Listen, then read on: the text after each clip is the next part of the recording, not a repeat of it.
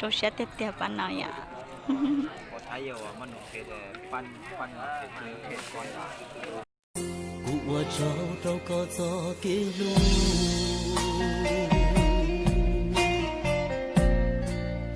呀达罗个我容走过，走路个远达多么。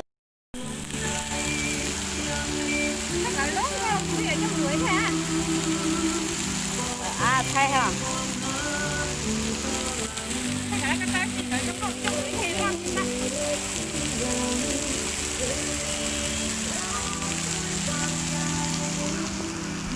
Ôi, chết đúng mà. Thôi, xả đồ tê rồi thôi là. Thôi, chả thằng đang khẩu ấy thẳng rồi. Nè, thay được này đó. 我真的希望今天那些好啊，这样等我弄点点，很多很点。Là nó video sợ chia đoa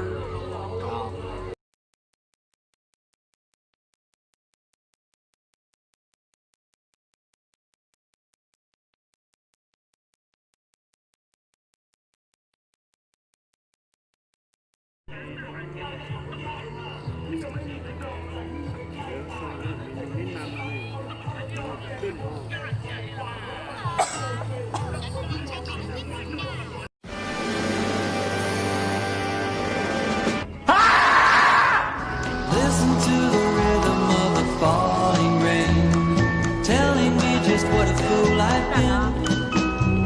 I wish that it would go and let me cry.